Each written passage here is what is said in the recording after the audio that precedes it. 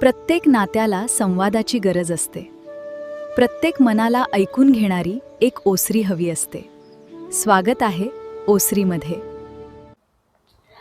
मी काउन्सिलिंगचं जे ॲडव्हान्स शिक्षण आहे ते उम्मीद चाइल्ड गायडन्स क्लिनिक, ज्यांचं परेलला ऑफिस आहे KM हॉस्पिटलच्या जवळ, म्हणजे सेंटर आहे ते प्रॉपर.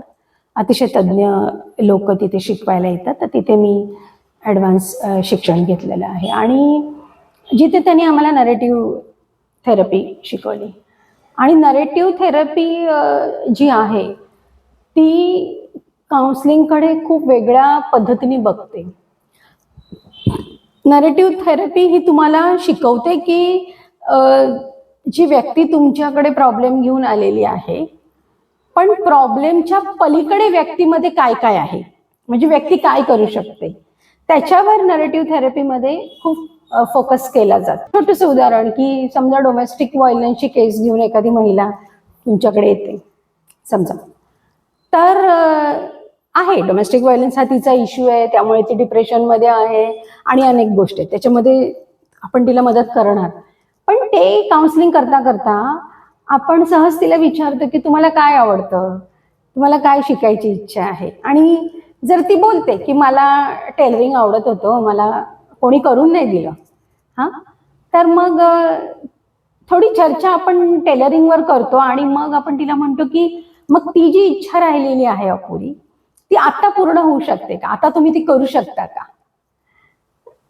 म्हणजे काही प्रश्न तुम्ही त्या व्यक्तीच्या डोक्यामध्ये सोडता की प्रॉब्लेम मध्ये तर तू आहेसच, पण त्या प्रॉब्लेम मधून आउटकम म्हणजे बाहेर येण्यासाठी तू काय करणार आहेस, तू काय काय करू शकते. छोटीशी गोष्ट असेल, अतिशय छोटीशी गोष्ट असेल तुझ्या आयुष्यातली पॉझिटिव्हिटी, तर तू काय करणार आहेस, तर ते त्यासाठी तिला तयार केलं जातं. तर तुम्ही त्याच्यासाठी त्याबद्दल पण जेव्हा काउन्सिलिंगमध्ये तिच्याशी चर्चा करता, तेव्हा ती जेव्हा तुम्हाला सोडून निघून जाते, तेव्हा डोमेस्टिक व्हायलन्स हा जो तीव्र विषय तिला तिच्या आयुष्यात वाटतो, तो थोडासा खाली जातो.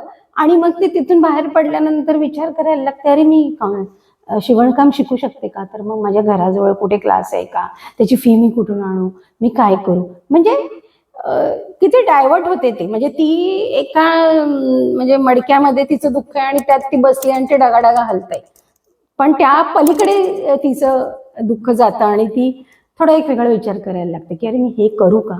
आणि मग ते कसं करता येईल त्या विचारात तिचं डोकं गुंग होतं, म्हणजे ती पुढे जाते.